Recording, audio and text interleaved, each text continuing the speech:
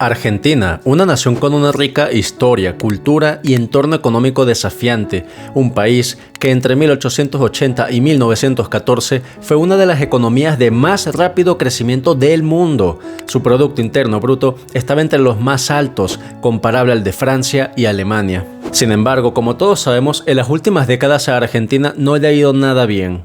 Entre 1920 y 2020 ha sufrido aproximadamente 10 crisis económicas, déficit comercial, deudas insostenibles y una inflación que en ocasiones superó el 100%, erosionando el poder adquisitivo. ¿Cómo es posible que un país tan rico e influyente haya acabado en esta situación? Gran parte de la respuesta se debe a este hombre, Juan Domingo Perón. Sin embargo, la realidad es mucho más compleja y en este video tú entenderás cómo el peronismo arruinó a Argentina.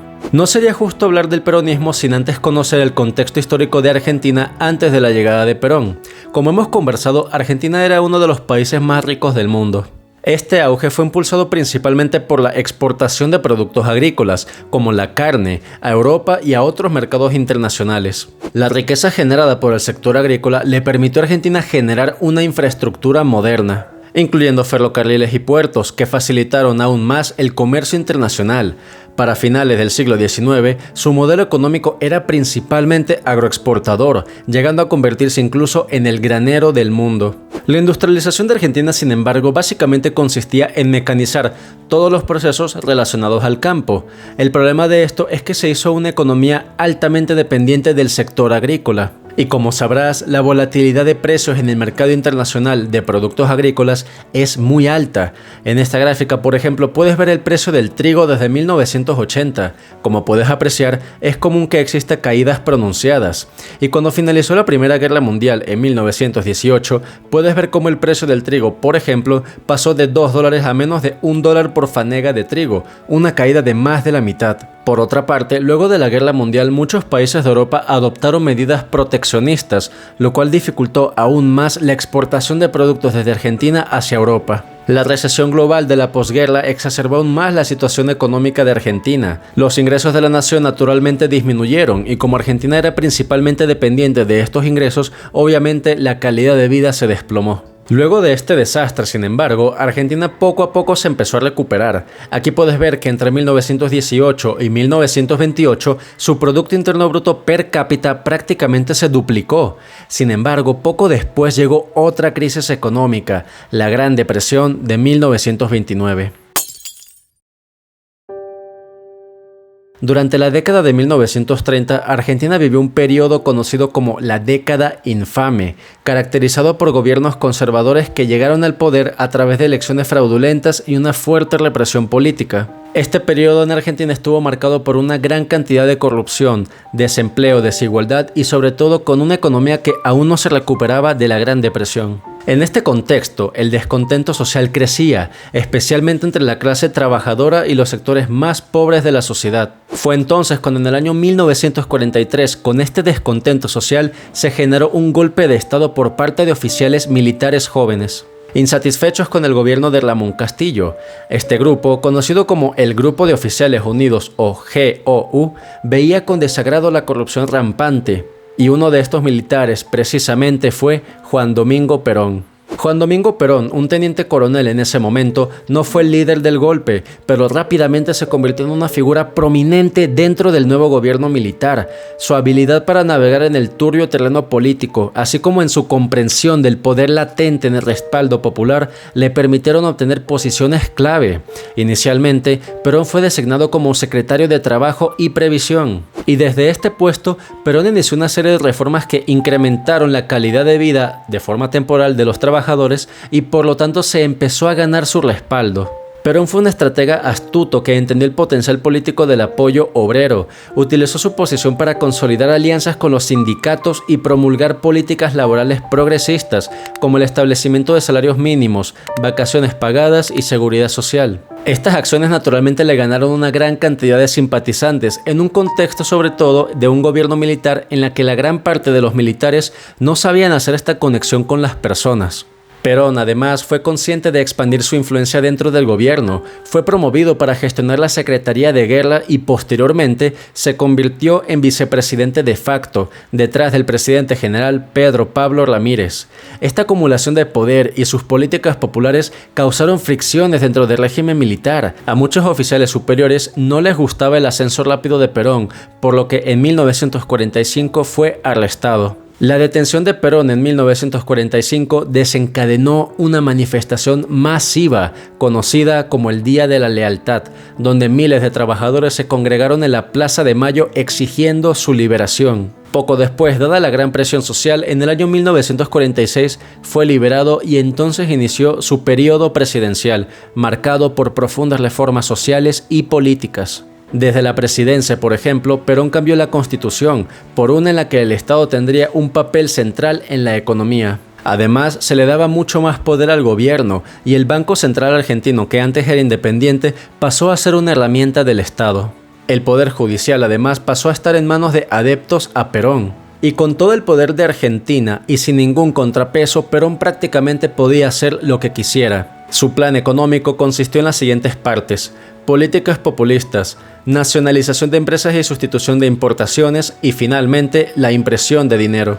El gobierno de Perón empezó por implementar una serie de políticas que beneficiaban a los menos favorecidos, y esto la realidad es que a simple vista es cierto. Los salarios durante la presidencia de Perón se dispararon en casi el doble. Los sindicatos además pasaron a ser prácticamente un brazo armado del gobierno de Perón. Si alguien no encontraba trabajo, además, el gobierno argentino le garantizaba una posición en el sector público. Es decir, que prácticamente nadie que quisiera estaba desempleado. Si alguien en alguna ocasión no lograba encontrar trabajo en el sector privado, Perón le garantizaba un puesto en el sector público.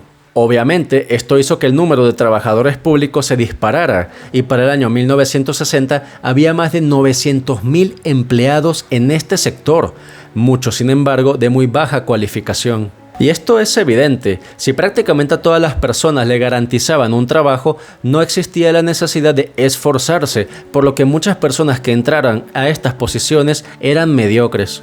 El problema es que esto no era sostenible. Mientras que los salarios crecieron en casi el doble, el Producto Interno Bruto per cápita había aumentado en solo el 20%. ¿Esto qué quiere decir? Que la economía no se estaba desarrollando al mismo ritmo que los incrementos salariales y por lo tanto estos incrementos no eran sostenibles. Las empresas, al tener que pagar salarios más altos, tuvieron que recortar dinero de algún otro lado para seguir siendo negocio. Y muchas veces, lamentablemente, estos recortes eran en inversiones que potencialmente podrían crear más empleo a futuro y además mejorar la competitividad de las compañías. Por otra parte, Perón aisló a Argentina del resto del mundo, principalmente mediante un impuesto gigantesco a las exportaciones. De esta manera, sin prohibirlo directamente, impedía que las empresas exportaran y que así solo pudieran vender producto dentro del país. Esta idea obviamente fracasó, porque básicamente si las empresas no pueden exportar al resto del mundo y los ciudadanos solamente se ven obligados a comprar a compañías dentro del país, entonces las compañías igual pierden competitividad. Por una parte porque no tienen la necesidad de esforzarse y por otra parte porque al no poder comprar tecnología del extranjero van perdiendo competitividad. Sin embargo, las empresas aún necesitaban comprar ciertos insumos y materia prima del extranjero para mantener su producción, y esto lamentablemente lo hacían a precios elevadísimos. Ahora te podrías preguntar, bueno, ¿y de dónde salía todo este dinero? Porque con todos los aumentos de salarios y la baja producción, ¿cómo se generaba dinero adicional? Pues es que el gobierno, al limitar las exportaciones e importaciones, recibía menos dinero, pero este dinero que ya no estaba aún era necesario para comprar la materia prima de primera necesidad. El gobierno entonces, lamentablemente, como ha sido el caso a lo largo de la historia de muchos gobiernos populistas, acudió a la impresión de dinero. Esto obviamente disparó la inflación, llegando a ubicarse en 129.5% en 1959. La situación era tan mala que incluso los propios sindicatos que siempre estuvieron del lado de Perón se fueron a las calles a exigir aumentos salariales. Sin embargo, al aumentar los salarios, el costo de las empresas pues también aumentaba, lo que hacía que necesitaran aún más dinero para importar, con lo que entonces el gobierno imprimía más dinero, aumentaba la inflación y así el ciclo continuaba. Por otra parte, otro aspecto que hizo Perón durante su presidencia fue la nacionalización de ciertas industrias clave. como por ejemplo los ferrocarriles, los servicios públicos y en el sector energético. Perón consideraba que el control extranjero sobre estos sectores críticos limitaba la capacidad del país para tomar decisiones económicas soberanas y beneficiarse plenamente de sus propios recursos. La nacionalización de los ferrocarriles en 1948 quizás sea uno de los ejemplos más emblemáticos de esta política. Los ferrocarriles eran esenciales para el transporte de bienes y personas a lo largo de la nación, y su control por parte de empresas británicas era visto como un símbolo de influencia extranjera en la economía nacional.